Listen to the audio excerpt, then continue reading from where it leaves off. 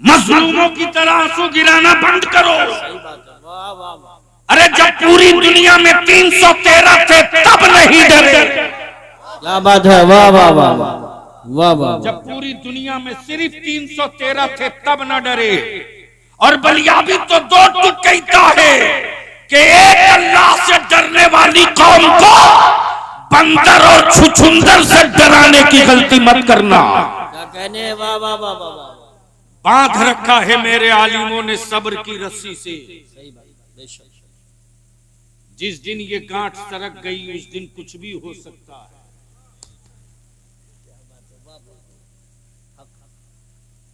लेकिन आज हज़रत कोई दिक्कत तो नहीं है?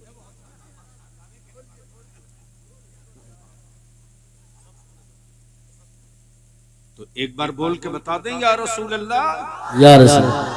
अरे रंग में आके बोल दे या रसूल अल्लाह, या रसूल।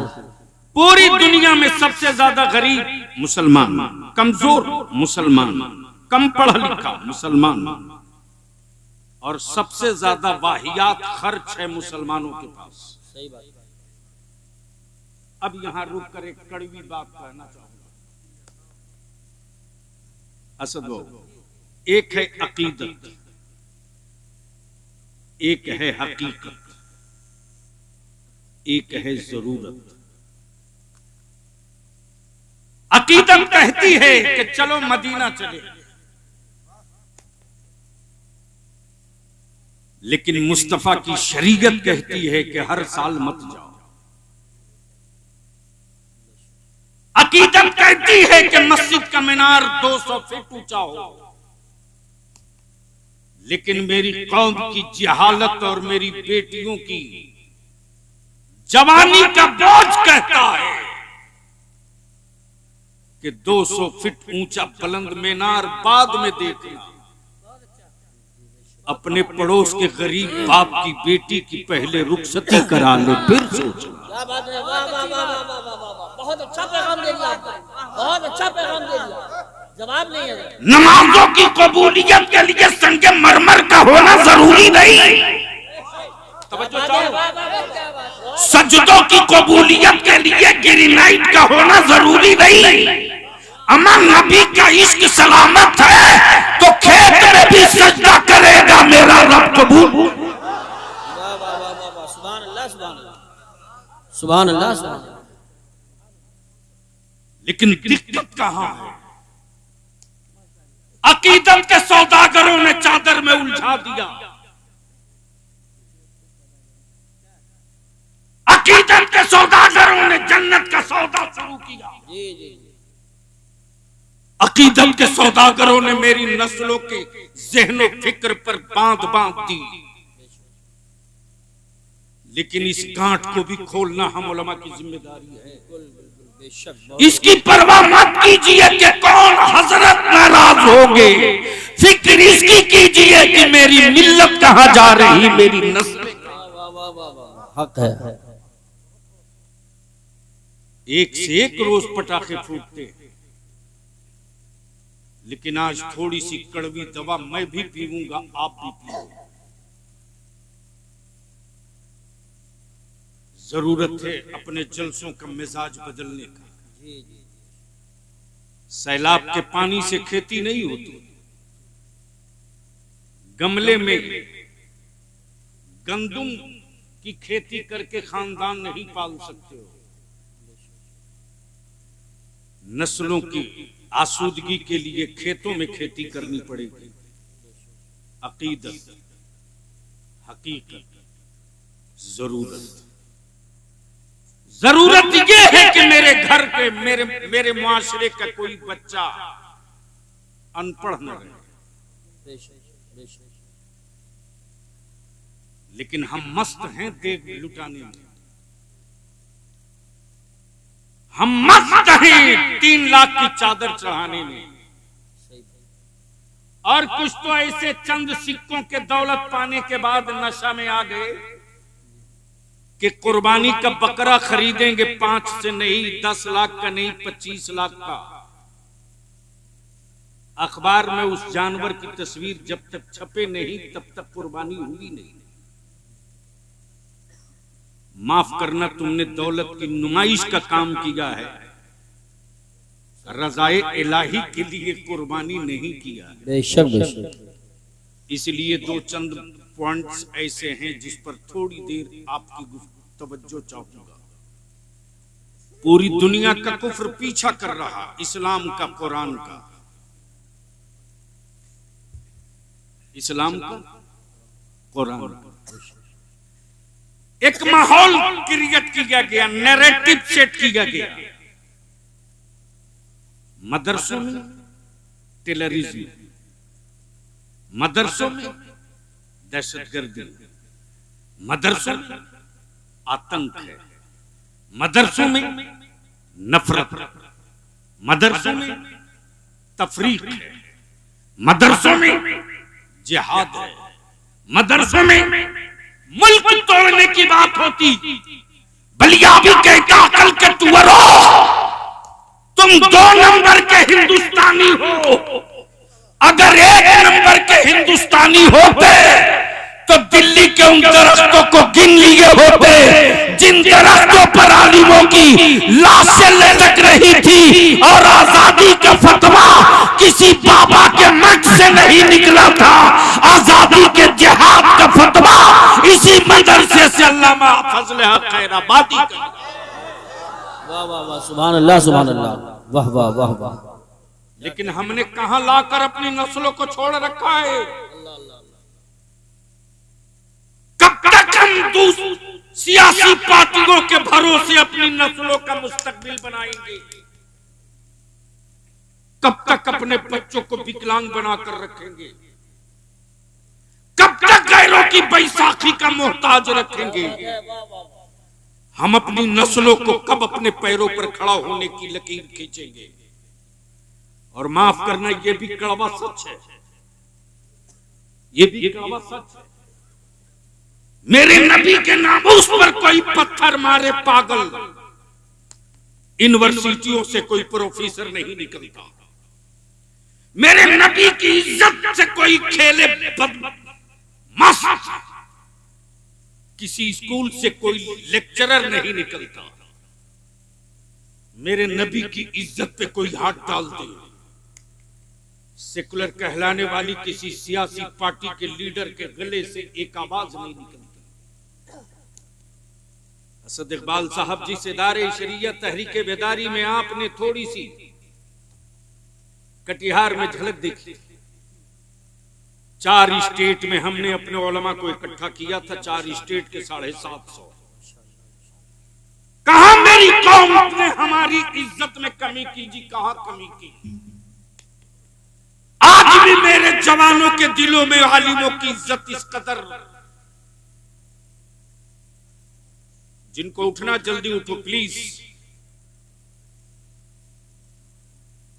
अब जल्दी जाओ, देर नहीं करो।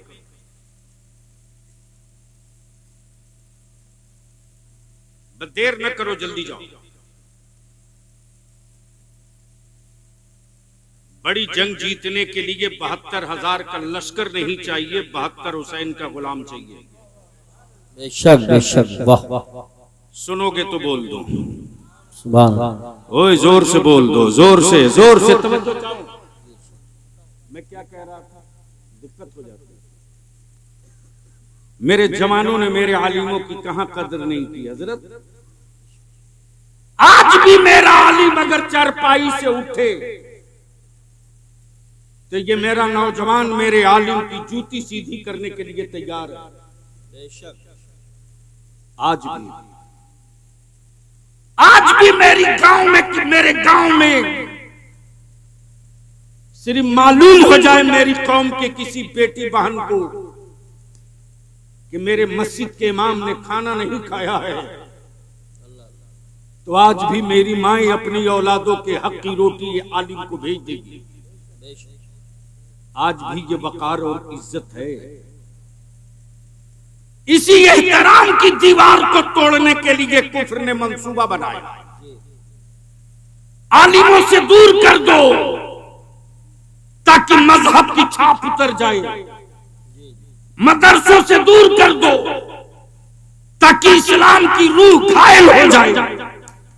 आलिमों से इनको अलग कर दो ताकि शराब की मंडियों में नजर आवे, मस्जिदों के सहन में न दिखाई दे।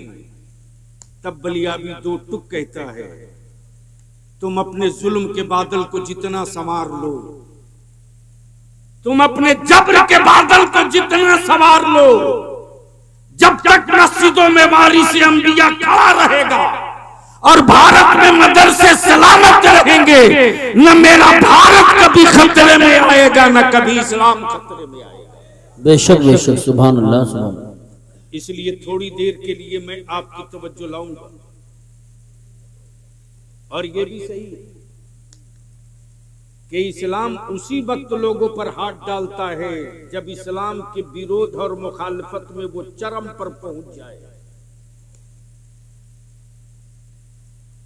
आप तो वोट दिए, काम खत्म।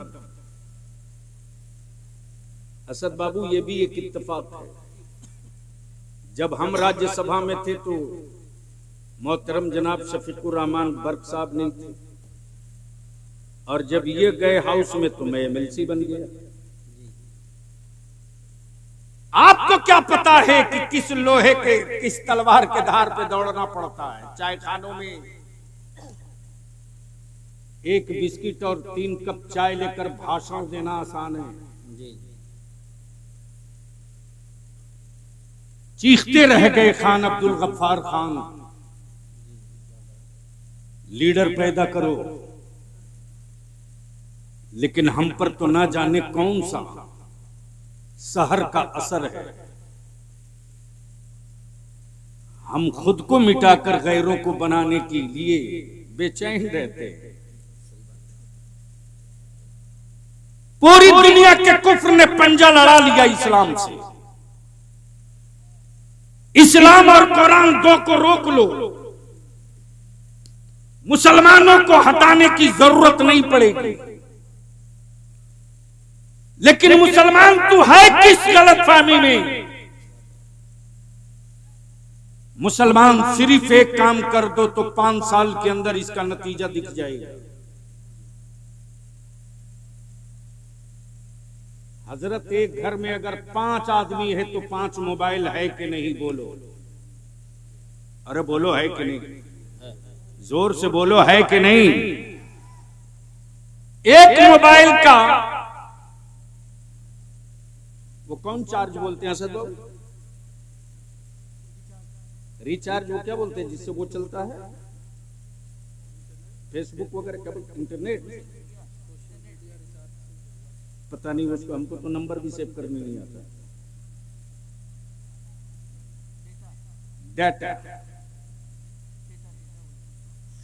डेटा पैक कम से कम 300,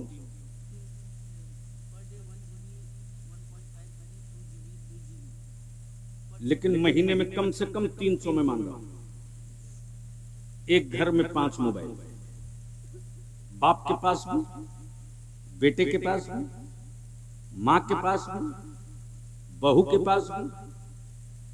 क्या नाश कर रखा है इस मोबाइल के डब्बे ने मेरी मिल्लत को। रात को 12 बजे, 1 बजे, 2 बजे, 3 बजे तक मुस्लिम टोली के नौजवान चौक पर, चौराहे पर, सीढ़ी पर, छत पर लगे। मां अलग लगी, बाप अलग लगा, बेटा अलग लगा। एक घर में अगर 5 आदमी तो 5 तिहाई 1500 रुपया।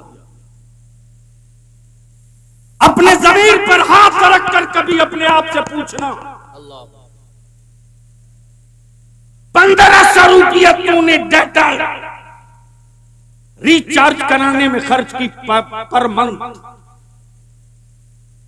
इसका नतीजा क्या निकला? इसका रिजल्ट क्या निकला?